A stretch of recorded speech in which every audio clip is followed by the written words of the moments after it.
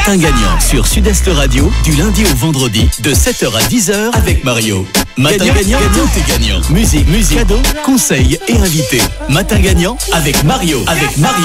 Matin gagnant, effectivement, donc continue et nous allons recevoir notre premier invité de la matinée. C'est Monsieur Patrick Maréchal qui est dans nos studios. Je vous en parlais justement depuis ce matin. Il est là, Monsieur Maréchal. Bonjour. Oui, bonjour. Voilà, donc vous êtes membre fondateur d'un collectif, donc on en parlait un petit peu en off, donc un collectif justement qui va organiser déjà ce week-end, je lance déjà le débat, une marche pour le climat. Donc vous allez nous dire qu'est-ce que c'est que ce collectif et puis un petit peu le but de ce collectif. Alors le collectif d'abord c'est Hippoco Trop Tard. C'est une émanation du collectif national qui à l'époque s'appelait Il est encore temps, donc c'est la déclinaison martiniquaise de ce collectif. C'est un collectif qui a été créé à la fin de l'année dernière. La première marche qui avait eu lieu en métropole, c'était en réaction de soutien à la démission de Nicolas Hulot. Cette marche-là n'a pas eu lieu en Martinique. La seconde a eu lieu en Martinique à mon initiative et depuis, on est plusieurs à être assez actifs, à faire pas seulement des marches, mais aussi des climapéros. On a édité un petit fascicule éco-citoyen pour donner des astuces, ce que chacun peut faire à son niveau, pas seulement pour le climat d'ailleurs, forcément. Et là, on s'apprête à organiser donc la prochaine marche à l'appel national aussi, qui c'est donc samedi 21, donc après-demain en fait. Alors, donc, j'ai envie de vous demander, pourquoi la Martinique, même si je connais la réponse, puisqu'on est aussi concerné par le climat. C'est pas la Martinique, c'est tout le monde. Cette marche après-demain, c'est une marche internationale. Il y a New York qui s'y met, il y a Tokyo qui s'y met, il y a Bruxelles, voilà. Mais il y a certainement eu quand même des motivations pour se dire, tiens, il faut créer un collectif, il faut faire quelque chose. Il y a des choses qui n'existaient pas. Alors oui, comme je dis, c'est français le départ. C'est à la réaction au départ de Nicolas Hulot. Donc ça, c'est ça qui a été le départ. Mais maintenant, c'est devenu international, même s'il y a un collectif national avec une déclinaison martiniquaise. Il y en a aussi en Guadeloupe, il y en a en Réunion, etc. Voilà, donc parce que tout le monde est concerné par la problématique climat. Pas forcément de la même manière. En Martinique, on n'est pas concerné de la même manière qu'en métropole. En métropole, ils n'ont pas de cyclone. Pas encore. Parce que d'après ce que j'ai vu, certaines prévisions... pourrait laisser penser qu'il pourrait y avoir des cyclones en Méditerranée peut-être dans pas longtemps. Donc voilà, mais pour l'instant, il n'y en a pas. Quand même. Donc ils ne sont pas à ces problématiques-là. Ils ont d'autres problématiques. Ils ont 2 canicules là-bas. On n'a pas ce problème-là, ou pas de la même manière ici. Les sécheresses, par contre, le barrage de la Manzo, je ne l'ai jamais vu aussi bas cette année. C'est ça. Voilà, etc. Les pluies diluviennes après les épisodes de sécheresse qui font les glissements de terrain, les inondations, enfin bon, c'est la totale, quoi. Les feux de forêt, donc nous on n'est pas trop impactés non plus, mais quand on a vu ce qui s'est passé... un moment à la montagne Pelée... mais voilà, ça reste relativement localisé, mais quand on voit ce qui s'est passé en Californie l'année dernière, ou en Grèce, ou au Portugal, avec des morts quand même, voilà. Donc voilà, les problématiques ne sont pas les mêmes suivant les régions, mais... le problème climat reste un climat mondial. Tout le monde est concerné. Alors, votre sentiment, c'est vrai que d'une manière générale, c'est vrai qu'on a l'impression qu'on a du mal à mobiliser à la Martinique. Ça ne veut pas dire qu'on ne se sent pas concerné. C'est pas seulement la Martinique, malheureusement, c'est général. C'est général. Parce que quand on voit, il y avait eu la mobilisation au moment de la COP 24. C'était la 3e marche, 2e en Martinique. Donc, au niveau international, on était 500 000, c'est ridicule. Ouais, sur des millions d'habitants. Ouais. Voilà, 500 000 au niveau international, alors que sur les Champs-Élysées, on arrive à faire 1 million pour un mondial de foot, ou on devrait pouvoir faire au moins autant. C'est quand même au moins aussi important. Qu'est-ce qui bloque, à votre avis? C'est difficile à comprendre. Il y a des sociologues qui travaillent là-dessus. J'avoue que je ne suis pas très versé là-dedans. Peut-être qu'il y a quelque chose de difficile qui ne s'est pas encore passé, peut-être. Je pense que les gens ne sont pas conscients pour beaucoup. Il y a le déni aussi. On ne veut pas voir, on n'a pas envie de changer, ou c'est loin, c'est pas chez nous, ça ne nous touche pas nous. Et le jour où ça nous touchera, ça risque d'être trop tard, quoi. C'est ça le problème. Est-ce que ça veut dire qu'il y a des actions à mener au sein des écoles depuis le jeune âge ? Il faudrait pouvoir. On a du mal à toucher les écoles. Parce qu'on n'a pas les bons réseaux, parce qu'on n'a pas les bons contacts. J'espère que ça viendra. J'espère que samedi, il y aura des enseignants, des étudiants, des lycéens qui viendront marcher et qui viendront se manifester, oui, parce que c'est à ce niveau-là qu'il faut jouer aussi, oui, la jeune génération, oui. Ouais, l'idée, c'est que... C'est leur avenir, plus que le mien. Effectivement, moi, à la limite, de mon âge, voilà. Mais eux, ils vont être sacrément impactés, oui.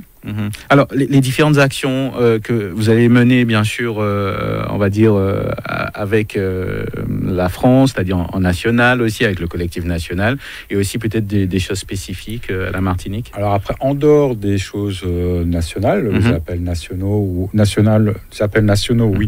internationaux, nous, au niveau local, on essaie de faire des choses aussi. Donc, on a fait des climapéros, par exemple. Donc, on va avec un restaurant ou un bar. Voilà, on a fait le Waouh Café à Carbet. On a fait le Boule de Neige à Schœlcher. Et ça se passe on va comment ? essayer de faire prochainement à Trinité, normalement. On essaie de voir au Marin, peut-être. Donc, l'idée, c'est de faire une soirée climat avec les gens qui sont là. Donc, il y a des gens qui viennent spécifiquement pour ça, mais il va y avoir des gens aussi qui sont là qui seront pas au courant, quoi. Tiens, ils vont découvrir et on va toucher d'autres personnes. Et donc là, on essaie d'inviter d'autres associations pour montrer qu'il y a des choses qui se font en Martinique, parce qu'il y a déjà des choses concrètes qui se font. On a l'impression que ça bouge pas, mais c'est pas vrai. Ça bouge. Il y a un tissu associatif assez important en Martinique, et dans le domaine de l'environnement, du climat, des gestions de déchets, etc. Il y a des choses. Donc on les invite pour qu'ils se présentent, qu'ils montrent ce qu'ils font. Et en même temps, à chaque fois, on essaie de faire une conférence pour sensibiliser au climat et essayer de voir comment on peut, ça c'est un peu ma marotte, comment on peut décliner les recommandations du GIEC au niveau local. Alors, les attentes justement d'un collectif comme ça, même en parlant d'une manière générale, sur l'échelle de la France, c'est de porter des informations, de sensibiliser tout le monde. Alors là, cette marche-là, elle est en soutien à la conférence climat de l'ONU lundi. D'accord. Qui démarre lundi. Donc l'idée, c'est de marcher, d'être nombreux, le plus nombreux possible pour faire poids et pour donner du poids aux gens à l'ONU qui défendent le climat. Si on est nombreux, ils auront plus de crédibilité pour négocier des choses. Par exemple, la dernière COP, la COP 24, où on était 500 000 au niveau international, si on avait été 50 millions, ça aurait été autre chose, quoi. Les ONG auraient eu plus de poids pour négocier des choses. Alors que là, ça a été la même tartufferie que la COP 21, quoi. J'ai presque envie de dire que, on n'aimerait pas quand même que quelque chose comme les Bahamas nous arrive pour se dire, tiens, il faut qu'on se mobilise peut-être. Ça sera trop tard.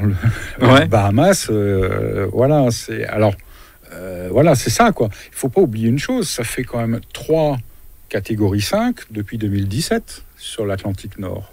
Et on a des preuves maintenant que c'est dû au climat. Donc, même si on en doutait il y a quelque temps. Non, mais si vous isolez un événement, ça va être compliqué de dire c'est le climat. Mais si vous voyez la progression des phénomènes de plus en plus extrêmes et de plus en plus nombreux, parce qu'il y a les cyclones, il y a les sécheresses, il y a les canicules, il y a les feux de forêt, au niveau mondial, c'est tout ça qu'il faut voir.